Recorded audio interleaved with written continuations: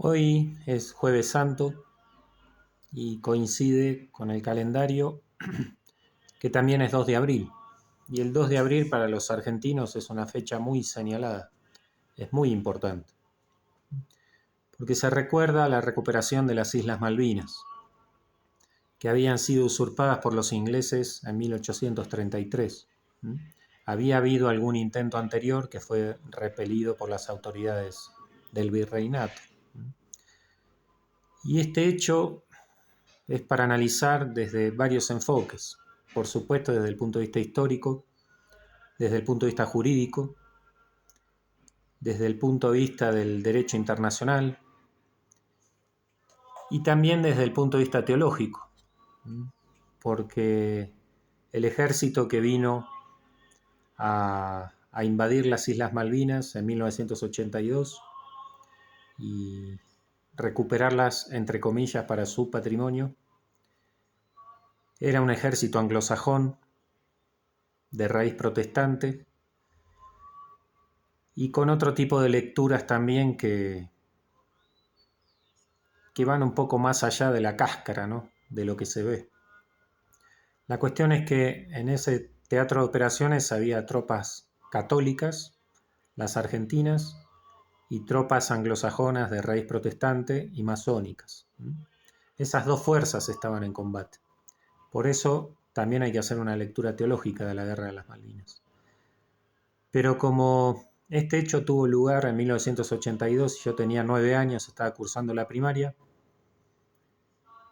me han quedado grabados en la memoria algunos hechos que van más allá de los análisis sesudos y eruditos que se puede hacer de la Guerra de las Malvinas. Por ejemplo,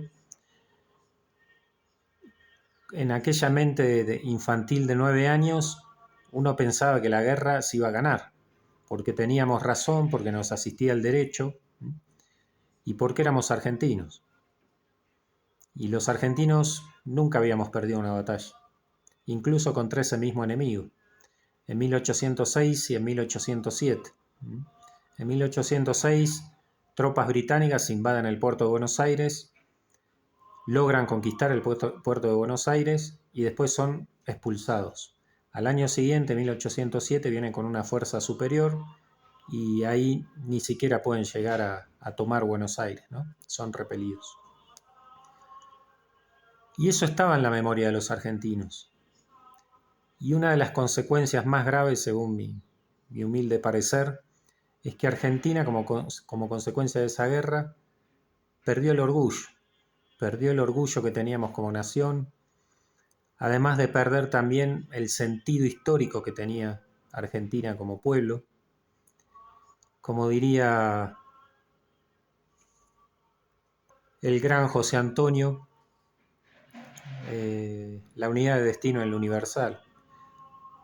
Yo me puedo equivocar en esta apreciación, pero creo que Argentina perdió ese sentido histórico que tenía como nación.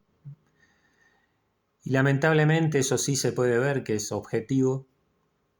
Perdió la autoconfianza, perdió la confianza en sí como país, como nación, como pueblo, Argentina.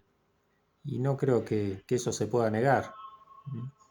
Después, torpemente trató de identificar esos viejos valores con los triunfos deportivos en el fútbol.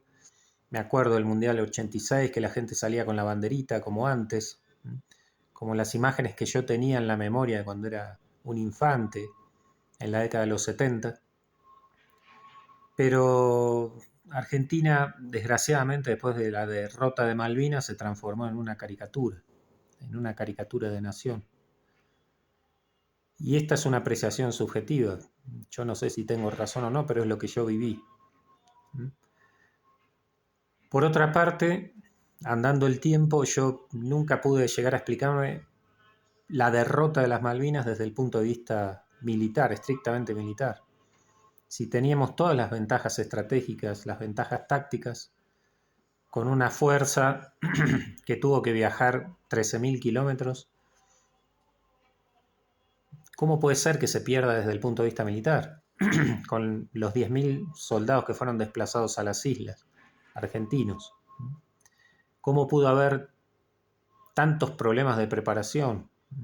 que uno leyó a lo largo del tiempo documentos y testimonios de veteranos de Malvinas, militares, profesionales, y todos tenían una mirada crítica. Jamás se criticó el coraje, la entrega, el valor, el espíritu, la convicción. Eso nunca estuvo en duda. Pero desde el punto de vista profesional sí, hubo muchas falencias. Y eso es criticable. Entonces, la guerra de Malvinas como tema tiene muchísimas lecturas y varios enfoques. Y yo creo que, humildemente, que Argentina nunca se recuperó de esa derrota. Nunca se recuperó.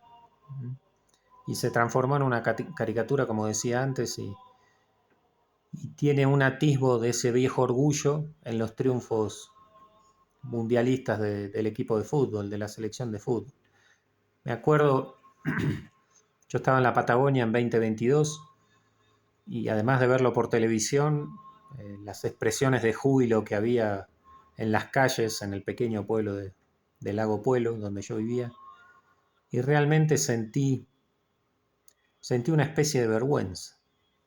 Sentí una especie de vergüenza de que salieran a celebrar un triunfo en un campo de fútbol que tiene la importancia que tiene en ese ámbito, pero fuera de ese ámbito es ridículo. Y la gente lo sacó de ese ámbito.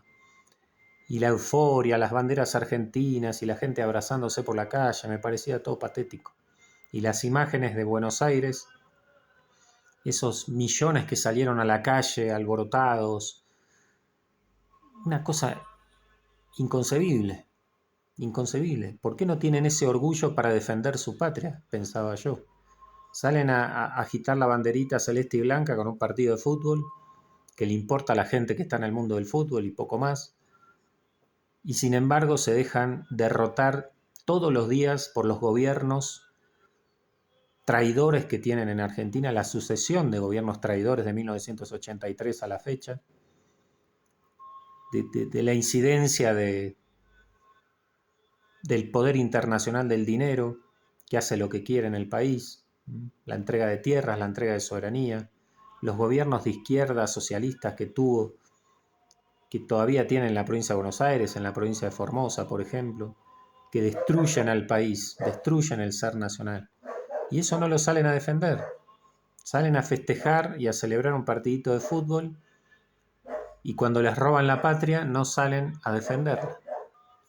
En fin, aunque se trate de una anécdota personal, sin ningún tipo de rigor histórico, tiene que ver con la sensibilidad de cómo uno sintió todo esto, todo este proceso.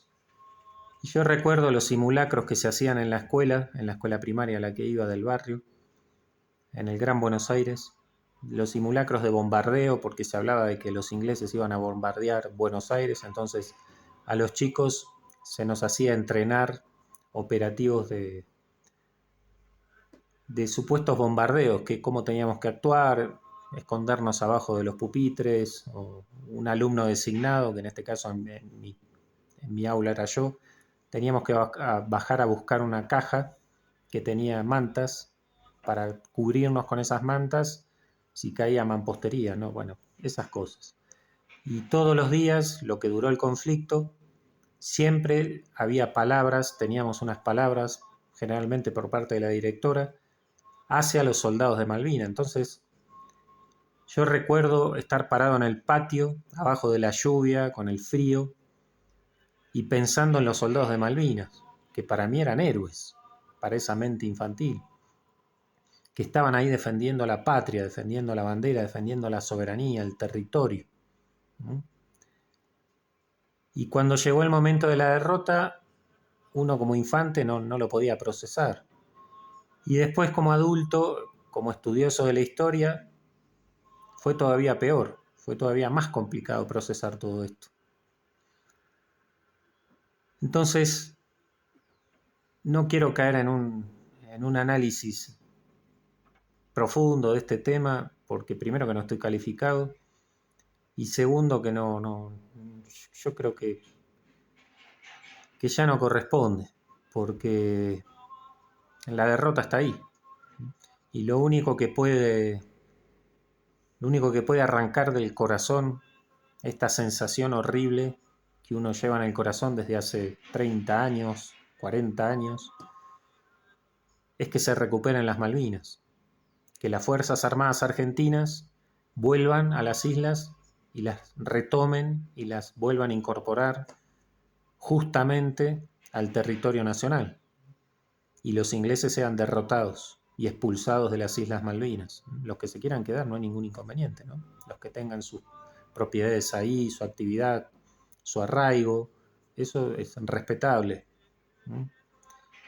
Pero se tienen que nacionalizar argentinos, y el que no está de acuerdo porque piensa que está todavía en territorio británico, bueno, se le sube un avión o un barco y se vuelve a su país, no hay ningún inconveniente. Entonces, hasta que eso no tenga lugar, el dolor va a seguir estando. Y si yo lo siento así y me duele como me duele, no quiero ni pensar a los veteranos de Malvinas cómo les debe doler. Aquellos chiquilines de 18, 19 años o 20 que fueron a las islas y tuvieron que combatir con la preparación que tenían. Eran soldados de la patria, pero no estaban tan preparados como deberían haberlo estado. Y ellos, el dolor que deben tener. Y uno lo entiende eso. Pero lamentablemente, si uno es honesto, tiene que contar esto, que es un dolor, porque esa derrota todavía escuece y duele en el corazón. Y uno no ve la hora de que se recuperen las islas, de que las Fuerzas Armadas vuelvan a marchar sobre las Islas Malvinas y expulsen a esos usurpadores. Y espero no morirme sin verlo, ¿no? Y poder recuperar ese orgullo argentino. Yo recuperé un artículo que ya tiene unos años de una eminencia, que es la profesora Andrea Greco de Álvarez, que escribió para el portal del padre Rabasi, que es Que no te la cuente. Que voy a proceder a la lectura porque ella, que está calificada, que es una eminencia, que es una erudita, va a expresar lo que uno siente y lo va a analizar con profundidad, como corresponde, con rigor, mucho mejor que uno. Por eso voy a proceder a la lectura. A 39 años de Malvinas, abril 2, 2021. Que no te la cuente. Hoy, 2 de abril de 2021, presentamos partes de un excelente artículo sobre la gesta de Malvinas con el objeto de descubrir el velo que la mantiene oculta desde que la historia oficial hizo del pasado un monopolio. A 39 años de la gesta de Malvinas, profesora Andrea Greco de Álvarez.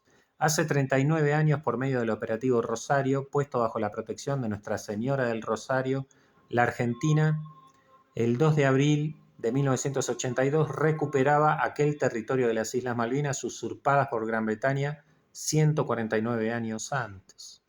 Han pasado 39 años desde aquella gesta heroica que no queremos olvidar, porque con ella la Argentina supo ponerse de pie, como no lo había hecho desde aquellos lejanos días de 1845, cuando se enfrentó a la operación conjunta de las dos más grandes potencias de la época. No es casual que, ante el estado de postración, sometimiento e injusticia que vive hoy nuestra patria, evoquemos aquella Argentina grande. Como dijera el maestro Jordán Bruno Genta en la memorable conferencia del 26 de octubre de 1974, en vísperas de su muerte a manos de la canalla marxista. Abre comillas. ¿Cuál es la Argentina que yo quiero? ¿Cuál es la nación que yo quiero? Es una nación como aquella que existió, como aquella de 1848, 49, 50, cuando las más poderosas potencias del mundo, Inglaterra y luego Francia, una con Soder, la otra con Lepredeur, firmaron con Arana, con Juan Manuel, los tratados más honrosos de la historia argentina. Yo quiero una nación como aquella en la que un día todo el pueblo porteño fue convocado al puerto y ante ese pueblo de varones y mujeres fuertes entró en la rada la fragata inglesa Sharpay. Arrió el pabellón inglés, enarboló el pabellón argentino y lo saludó con 21 cañonazos. Esa Argentina de señores que obligaba a un trato de señores a los poderosos de la tierra. Comparad la riqueza de aquella Argentina tan pobre con la pobreza de esta Argentina tan rica. Cierra comillas. Podríamos agregar nosotros algunos párrafos a esta magnífica síntesis gentiana.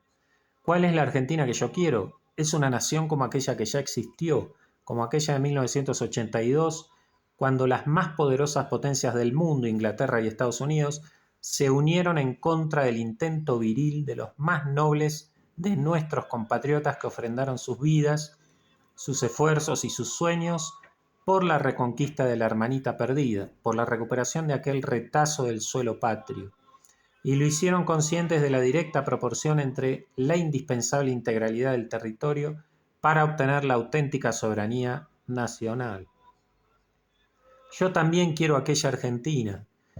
Es esa Argentina que no tenía dudas ante la disyuntiva, de un lado, entreguismo, prepotencia y desarraigo, o del otro, donación de sí, auténtica unidad y arraigo a la tierra, la fe y la cultura. Ante ese par de opciones, aquella Argentina grande se decidió de modo indeclinable por la segunda. Ese debate entre esos dos proyectos contradictorios y excluyentes es en gran medida la cruz nacional que hasta el día de hoy llevamos sobre los hombros. La guerra de Malvinas hecho señero. Mi tierra cuyana dio a la patria una vez más, como otrora en la campaña libertadora del general San Martín, lo mejor de la sangre de sus hombres. Muchos son los nombres que podríamos traer a la memoria, pero solo evocaremos dos, para honor de nuestro emblema, para orgullo nacional. El capitán Giaquino, el mendocino, el primer muerto en la gesta malvinera. El subteniente Silva sanjuanino, que, como el sonda abrasador de su provincia natal, fue el torbellino que muriera en el último día. Pedro Edgardo Giaquino, capitán de fragata, fue herido en la casa del gobernador inglés cuando las fuerzas de desembarco el mismo día 2 de abril intimaron a los británicos a la rendición. El capitán Giaquino fue alcanzado fatalmente por un proyectil en la arteria femoral a las 7:30 y murió unas horas después. Sin embargo, sobre el sacrificio de su sangre patria llena de gloria, a las 12:15 izó la bandera argentina en la casa del gobernador. 149 años había esperado la Argentina ese momento. Las Islas Malvinas habían vuelto a casa. Ese sacrificio de nuestros hombres fue acompañado, alentado e igualado por el de las valerosas mujeres como Delicia de Giaquino, quien respondió como digna heredera de la estirpe como doña Ángela Ceballos. Doña Ángela fue aquella mujer que en las listas de donativos ante las invasiones inglesas de 1806 y 1807, no teniendo que entregarle a la patria, anotó con orgullo un hijo para soldado. Con esa misma entereza, nuestra querida Delicia, en pleno siglo XX, ofreció a la patria un hijo para soldado. La patria le devolvió un héroe, el primer caído en aquel glorioso día 2 de abril de 1982. 74 días duró aquella contienda, 74 días en que las flores más bellas de heroísmo y amor genuino sembraron un jardín de cruces blancas en aquella fría turba o de corales en las profundidades de las aguas heladas. 73 días después del sacrificio de Giaquino, Oscar Silva, subteniente sanjuanino, regó con su sangre las colinas de Tumbledown, el 13 de junio de 1982 en las últimas horas de la guerra. Al llegar a su última posición había presentido que era el final. Cuentan que en aquel día ordenó, disparó, condujo a sus soldados y los animó permanentemente. No podía parar hasta encontrarse con el momento que había soñado toda su vida, el del máximo sacrificio por la patria. Dicen que usó un arma, otra y otra hasta que se quedó sin munición. Miró a su alrededor y entonces vio a un soldado muerto con un fusil pesado a su costado. Lo tomó y decidió no separarse más de él. Siguió disparando. En un momento sintió algo caliente cerca de su cintura y comenzó a formarse un manchón rojo sobre su uniforme de combate.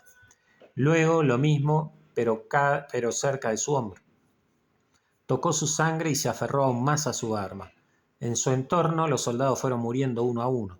Pareció quedarse solo, pero no era así, pues Dios estaba con él. Y aquel fusil que era su compañía en el último instante. Era su novia, como le decían en el colegio militar. Cayó. Con mucho esfuerzo se incorporó a medias y ordenó a todos que se retirasen. Él tenía ese fusil para proteger a los demás en el repliegue. El enemigo siguió avanzando. Juntó sus escasas fuerzas, disparó el arma que tenía tomada con una sola mano, apoyando a los que se retiraban. Alcanzó a gritar: «¡Viva la patria, carajo!». y el bramido se escuchó desde Puerto Argentino hasta el cielo. La Guerra de Malvinas sin duda es un hecho señero de nuestra historia. Fue un hecho ejemplar porque nos regaló a los argentinos del siglo XX el inapreciable contacto directo con los héroes, con sus familias, con sus herencias. Nos dejó el ejemplo de esos argentinos cercanos a nosotros en el tiempo que no dudaron en ponerse al servicio de la patria. Nos regaló el ejemplo de esos argentinos para los cuales no importaban los beneficios, los intereses económicos ni materiales, argentinos que tenían una estricta y exacta jerarquía de valores. Primero Dios, después la patria, después la familia. La Guerra de Malvinas sin duda es un hecho señero de nuestra historia, porque la causa de Malvinas revitalizó el espíritu patriótico y religioso del pueblo argentino. Uno de los protagonistas, el teniente primero Roberto Esteves, en carta a su padre escribía, abre comillas, lo único que a todos quiero pedirles es que restauren una sincera unidad en la familia bajo la cruz de Cristo. Papá, hay cosas que en un día cualquiera no se dicen entre hombres, pero que hoy debo decírtelas. Gracias por tenerte como modelo de bien nacido. Gracias por creer en el honor, gracias por tener tu apellido, gracias por ser católico, argentino e hijo de sangre española. Gracias por ser soldado. Gracias a Dios por ser como soy, que es el fruto de ese hogar donde vos sos el pilar. Dios y patria o muerte. Roberto. Las desgracias de la desmalvinización. Lamentablemente, después de la guerra vino la desmalvinización. Con ella, como decíamos en otra ocasión, pareciera que alguien hubiera tomado esta carta y hubiera dicho, ¿qué deberíamos hacer para hacer lo contrario de lo que pide el héroe? Pide la unidad de la familia, pongamos el divorcio. Tiene un concepto del honor, eduquemos a las nuevas generaciones ignorantes en absoluto de lo que es lo honorable, lo honrado. Agradece ser católico, argentino e hijo de sangre española. Enseñemos a nuestros niños que todas las religiones o no tener ninguna es igual, que ser argentino es poca cosa y que la mayor parte de nuestros males nos vienen del genocidio descubridor. Agradece por ser soldado, denigremos al extremo la milicia, convirtiendo a los militares en mercenarios profesionalizados. Agradece a Dios su hogar, prendamos fuego a los hogares. El 9 de junio de 2011, el Consejo Deliberante de la ciudad de Mar del Plata, donde está enterrado el primer héroe de Malvinas, ese primer caído por la patria, el capitán de fragata Pedro Edgardo Giaquino, decidió retirar el cuadro del héroe por asociarlo a la represión de los años 70. La madre del capitán Giaquino escribía entonces una carta a la señora presidente donde decía, abre comillas, resulta no solo doloroso, sino insultante que se denigre en esa forma la memoria de un héroe nacional que con su sangre devolviera a la patria su íntegra soberanía, mancillada desde 1833 por el usurpador inglés. Cierra comillas. ¿Qué hicimos entonces nosotros los argentinos? Cuadros del capitán Giaquino deberíamos colgar en todas las aulas y cada vez que nos bajen un héroe deberíamos sostenerlo con el alma hasta que la historia diga la verdad. Hago un pequeño paréntesis en la lectura. Yo que estuve más de 25 años en las aulas, los cuadros de los héroes fueron reemplazados por cuadritos de los pañuelos de las madres de Plaza de Mayo. Continúo. La historia maestra de la vida. Es conocida la sentencia de Cicerón acerca de la historia maestra de la vida y testigo de los tiempos, o la expresión del genial Cervantes, la historia émula del tiempo, depósito de las acciones, testigo de lo pasado, ejemplo y aviso de lo presente y advertencia del porvenir. Y si es así como creían los antiguos, deberíamos aprender del pasado. Esta tamaña aberración desmalvinizadora tiene sus antecedentes en nuestra propia historia. El general San Martín, el llamado padre de la patria, fue calumniado por sus contemporáneos y tratado de dictador. De él la prensa emigrada, Carreras y Alvear, desde Montevideo, el hurón lanzaba sus invectivas denunciándolo como dictador. Abre comillas. Monstruo de corrupción, crueldad y sobre todo ingratitud, decía del general San Martín el periódico Carrerista. Una de las primeras biografías de San Martín escrita en vida del general por su archienemigo Carlos Alvear. lo definía como insigne impostor y despreciable pillo.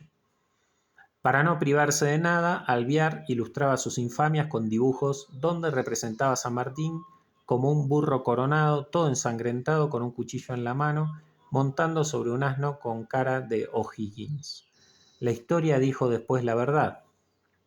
Dios lo quiera, así habrá de suceder con Malvinas, siempre que sepamos mantener enhiesta la conciencia de nuestros derechos y peraltado el ánimo patriótico. Con este espíritu es que algunos veteranos se refieren a la guerra de 1982 como la batalla de Malvinas, para indicar que aquel fue solo un episodio en una guerra que terminará algún día con el triunfo argentino. Pero para que esto sea posible no hay que bajar los brazos, mantener el sentido de la soberanía y el valor inclaudicable de su defensa. Durante 39 años, desde el día de la rendición, el 14 de junio de 1982, la patria volvió a ser deshonrada, no porque los ingleses lograran el triunfo, deshonrada porque sus propios hijos quisieron olvidar la hazaña, olvidar a los héroes, esconder todo lo grande y todo lo noble, para poner a la luz todo lo negro y todo lo sucio. Durante 39 años se desmalvinizó el país, con insistencia, con palabras mentirosas y con silencios culpables. Hoy, 39 años después, la versión oficial del 2 de abril de 1982, en boca de la Presidenta y otros funcionarios, es una mentira escandalosa, al servicio de los intereses británicos. Para ellos nuestra guerra no fue justa, sino prolongación del supuesto genocidio militar. Según ellos, no hubo una gloriosa reconquista, sino una invasión argentina bajo los efectos de una borrachera. Según ellos, la gesta malvinera no tuvo apoyo popular y solo por medio del engaño de los medios se logró ese apoyo, y según ellos, el único mérito de la guerra de Malvinas fue que gracias a la rendición del 14 de junio tuvimos democracia. Agrego yo humildemente que esa democracia significó la ruina de la patria. Hoy, 32 años después, no necesitamos de Inglaterra para deshonrar a la patria. Los argentinos mismos lo estamos haciendo. Hoy se nos dice que una guerra librada contra el extranjero bajo una dictadura no puede ser legítima ni justa. Sin la soberanía popular y la democracia no hay ninguna soberanía, por Dios. Por esta vía deberíamos repudiar todas las grandes hazañas de la patria, la reconquista y defensa ante las invasiones inglesas, la formación del primer gobierno patrio, la declaración de la independencia, la guerra de la independencia, los triunfos federales ante el bloqueo francés y anglo-francés. Ninguno de estos grandes hechos patrios fueron gestados ni consumados al amparo de la soberanía popular ni de la democracia liberal. Malvinizar la patria. Por todo esto es que tenemos que tener como objetivo central malvinizar a la patria, porque tenemos que llenar la patria de declamaciones patrióticas, porque nuestra guerra fue justa, porque fue una gloriosa reconquista, porque todo el pueblo argentino se unió ante la causa común, porque retornó a la fe católica, porque Hispanoamérica se unió, como escribiera el teniente Esteves en otra memorable carta a su hermana el 25 de mayo, 3 días antes de morir, porque los héroes de Malvinas y la gesta de Malvinas honran a la patria. ¿Cómo vamos a malvinizar? Cada uno en su casa, en nuestras escuelas, en los grupos parroquiales, en los clubes, en los grupos de amigos, en los congresos juveniles, en las reuniones familiares. Cada uno de nosotros ha de preguntarse ¿qué puedo hacer yo para malvinizar a la patria? Debiera ser para nosotros una misión de honor. ¿Quién será el que se comprometa más con esta idea? ¿Qué profesor dejará mejor en sus alumnos una huella más profunda? ¿Qué grupo será el que más empeño ponga en resaltar los verdaderos ejemplos y virtudes? Eso es malvinizar la patria. A la patria. Pocos días antes de la conmemoración del 2 de abril del 2012, el 8 de marzo fue arrestado por implicancias de su accionar militar en 1977 en Bahía Blanca el contraalmirante Carlos Busser, impecable comandante del operativo Rosario, realizado con la mayor profesionalidad y con la mínima efusión de sangre. Allí murió el 29 de septiembre de 2012 cumpliendo arresto domiciliario. El operativo de recuperación de las islas fue un hecho casi único en la historia bélica mundial, porque logró su objetivo sin lamentarse más muertes que la del capitán Giaquino en Puerto Argentino, y el cabo Patricio Huanca y los conscriptos Mario Almonacid y Jorge Néstor Águila en Grytviken, Georgia del Sur, ya que no hubo víctimas inglesas, ni militares ni civiles. Que aquel bramido del subteniente Silva, viva la patria carajo, sea el grito de guerra que se escuche de nuestros labios. Que ese grito nos lleve al cielo como los que supieron morir por Dios y por la patria, y nos ayude a llevar con nosotros esta tierra bendecida por Dios, cuna de tantos valientes, destinada por su nombre y por su historia a ser fiel a nuestra santa fe. Profesora Andrea Greco de Álvarez.